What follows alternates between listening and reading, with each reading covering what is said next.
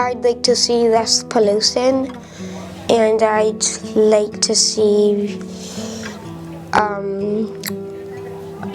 a lot of changes, so like global warming to stop and less animals dying out.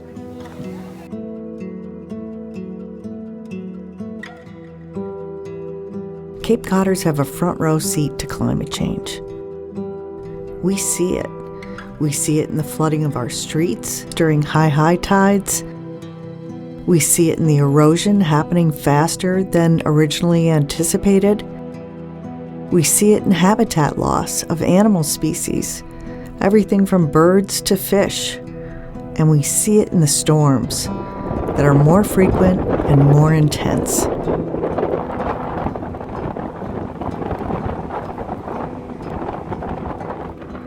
The first global discussion on climate change took place in 1972 at the United Nations Scientific Conference in Stockholm. Since then, experts have amassed overwhelming evidence of global warming and the serious impacts to the planet.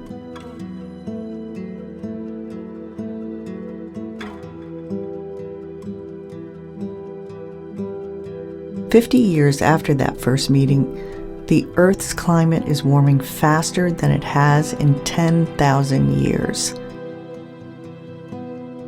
All of our development from the period of the Industrial Revolution to today has been based on fossil fuels.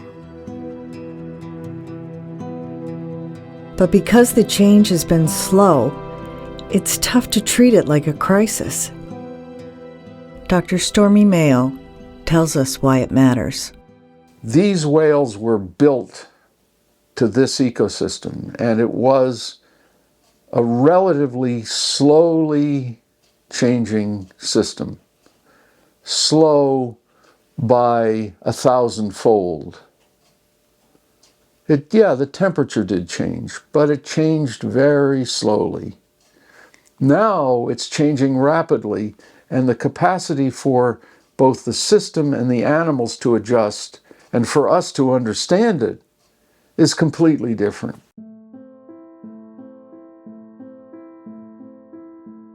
While the many facets of climate change are becoming clearer, the complexity of the issue, coupled with how it's communicated, makes it difficult to address. If we do not get climate change figured out, the North Atlantic ecosystem that depended on the temperature regimes and circulation and productivity that followed, that is likely to change in a profound way that'll impact everything, including us.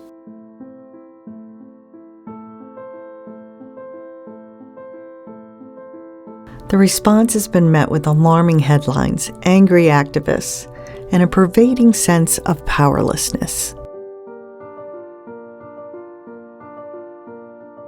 So the fear-based articles, the attention-grabbing things, I think that's what we all naturally start to gravitate toward. Is when we become alarmed about this subject, we're like, oh, this is really important. People have to care about this. And you're trying to, sound the alarm, scream fire at the movie theater, so to speak, to get other people to be reacting to the same intensity that you are.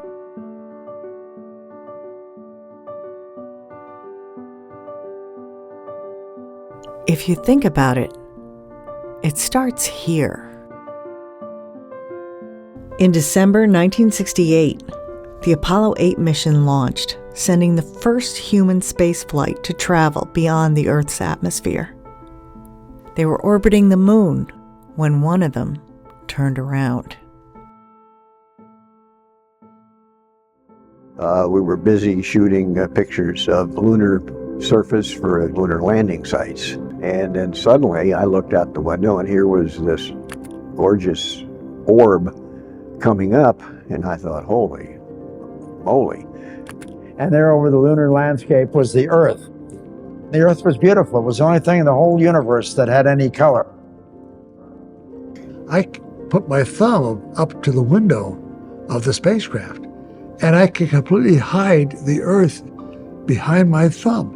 The Earth is a mere speck in the Milky Way galaxy, look what we have here. Water and an atmosphere. We're orbiting a star just at the proper distance to absorb that star's energy.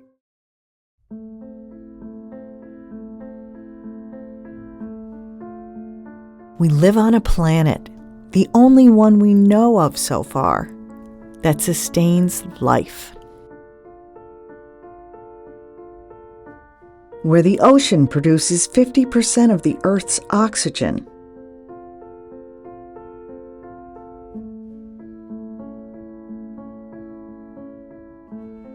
The planet has checks and balances, where living things cannot survive without their connection to other living things. This intricate design provides a natural safeguard against unforeseen and perhaps unintended collapse.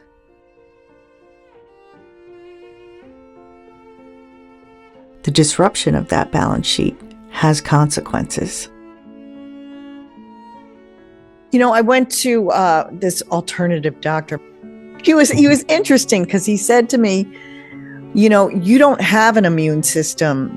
You are an immune system. And I immediately thought about nature in that realm. You know, we don't necessarily go to nature, we are nature. And I think a lot of people see themselves as in the audience of nature. Like somehow nature is going to perform for me and make me feel better. Instead of really being part and parcel connected to that ecosystem.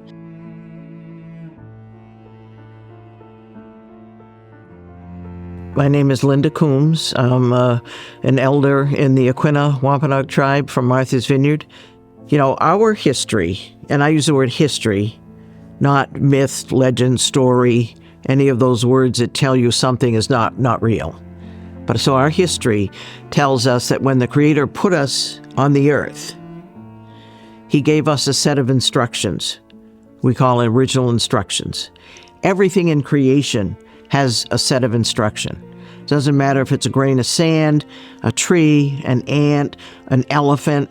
Everybody has their own set of instructions. It was our beliefs, our values of respect and following our instructions. That is what made the earth look like it did, with that lushness and that abundance.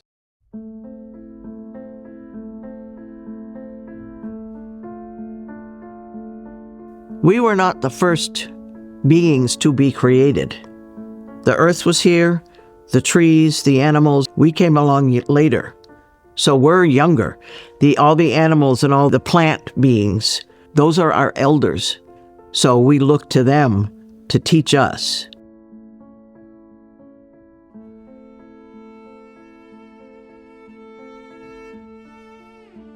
Let's look at it in terms many of us understand. Anybody who has ever tried to buy something knows they need enough money in the bank to purchase it. A financial economy is fairly straightforward like that. Can I afford to take what I want? Nature has an economy too. There is an ecological balance that needs to be considered and adhered to. Or there may not be enough resources in the ecological bank to sustain longevity. No one wants to bounce that check. The problem with climate change is it's insidious. It is everywhere, and you can't actually point your finger at something that hits you.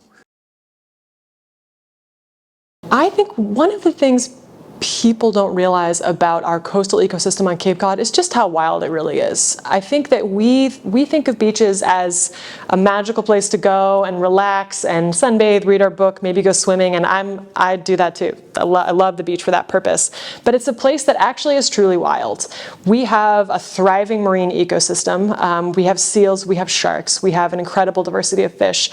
We have a hemispheric area of significance for migrating birds from the Arctic all the way down to South America. Places like Race Point, you can just see unbelievable diversity of migrating birds. And we have multiple endangered or listed species that rely on our coastline to nest here. So really, it's a remarkable story of nature. Some people think anything that takes this long to tip the balance of nature surely can't be an emergency.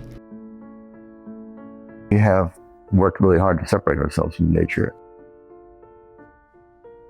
And I think what's very important is how we see the world and our place in it. And I think that changes over time. It depends on the historical period that you're born into and the experiences of all the people around you and your own experience. We are inextricably linked with the world around us.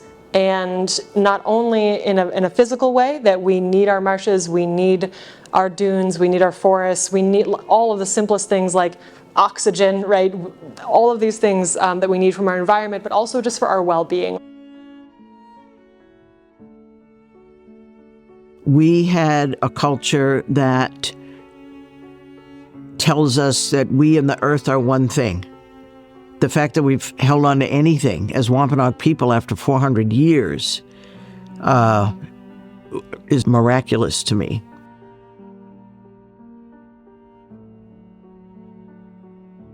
If you had to take a life, you did so with prayer and thanksgiving and with ceremony, acknowledging that life. Because everything in creation is based on a balance.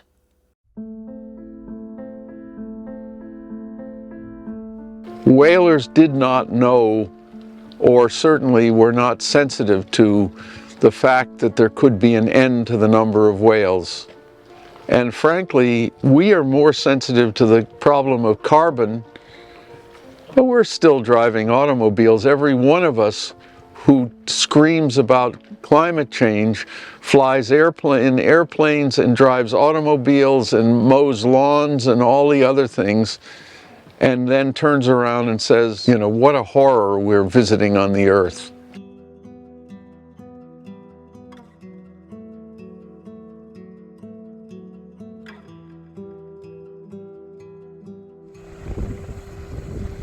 The more we understand that our ecosystem is just as important as our bank account, the more we may be motivated to protect it.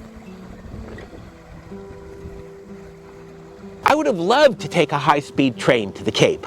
I couldn't. There is no high-speed train. So that's why we need to get beyond personal actions, get beyond feeling guilty for our own emissions, to working together to demand that our political leaders put in place a rapid transition to end the fossil fuel era.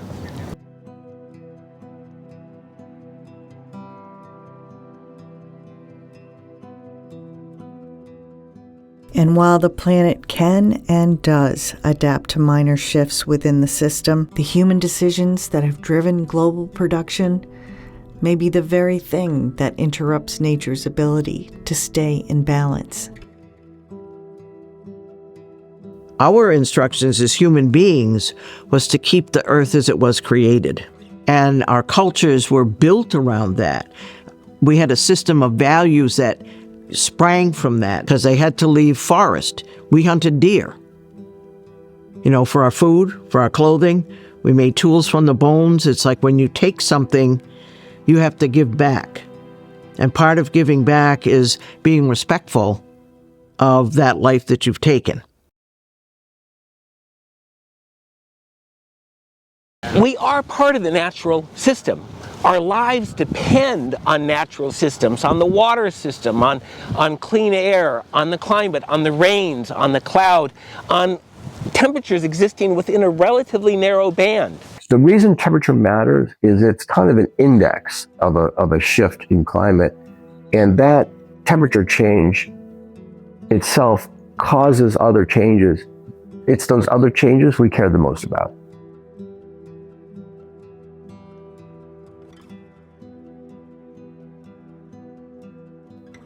From the point of view of nature, Earth is a coherent, single, beautiful, complex system.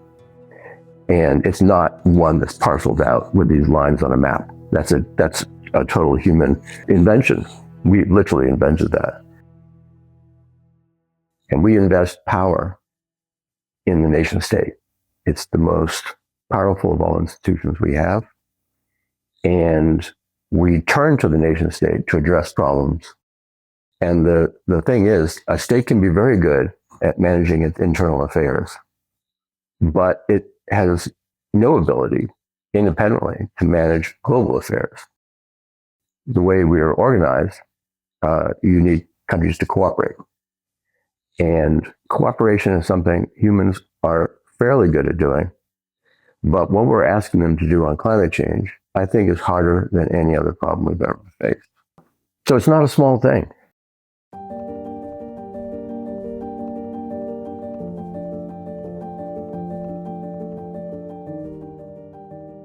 The number one threat to every order that we have, order by lifestyle, by societal structure, by politics, by biology, everything that we know here now is, even as we speak, being impacted.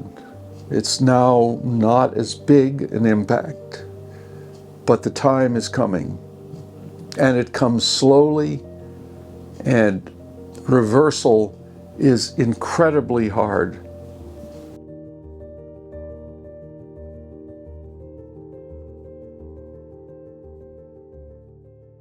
Most people that I talk to, looking at the last 10 years, have a lot to say about how wacky the weather's been. I think people recognize that, even if the A to B route isn't super clear, like, oh, climate change is doing this. We're seeing the flooding, we're seeing the increased storms, the increased precipitation, the lack of winter some years, the lack of snow. It's happening right before our very eyes. We can't push it back even as fast as it's come on, unless there are new, and we can hope new, extraordinary technologies, which usually will bring other problems, because every technology we have demonstrated is another problem. I think what's not working out is this, with the current conversation, is this misunderstanding about that nuance of facts. You know, I hear all the time of people in my industry and others saying, you know, if people were just aware of this being the consequence, or being aware of this as an opportunity, then they would adopt it, or they would change how they're acting. Whereas that's not really the case in the behavioral science literature. There's really limited evidence to show that awareness alone informs behavior change.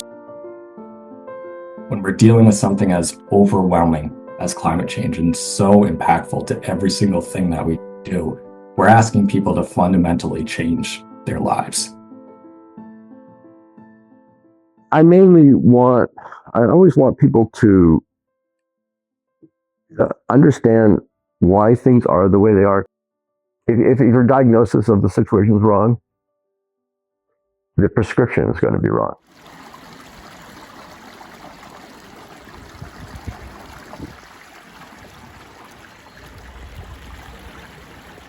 If I'm reading your question right, if I was Mother Nature here on Cape Cod, I think I would be pretty concerned, because there's been a more dramatic change in a short amount of time than we've seen in a really long time.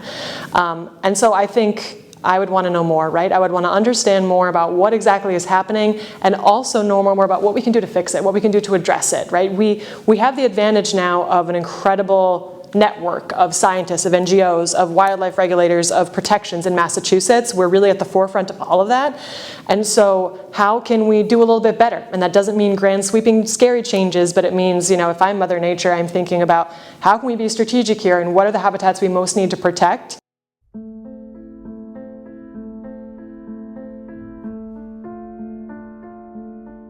Understanding too that it's not as simple as just raising awareness. It's not as simple as just throwing money at a problem and expecting people to change. That's not the only solution here when we're dealing with systemic and structural barriers. It's a lot about understanding the realities in the day-to-day of people and bringing that to light as well.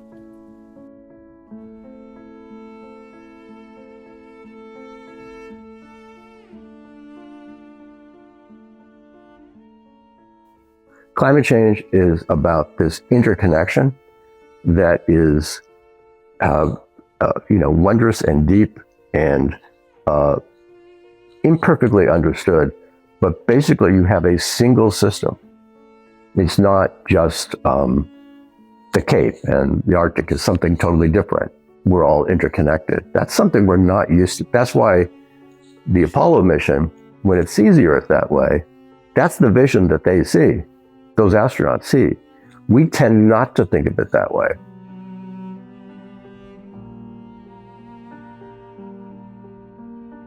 The climate is,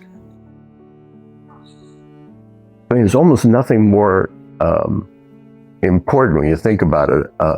It determines the ecosystems you have in combination with other things, but it determines your ecosystems and your whole world environment. I think that we are part of this ecosystem, right? And we're a part that, for the most part, are really good stewards. And so it's going to take all of us, it's going to take the entire community and all of the organizations doing this work to keep protecting these places.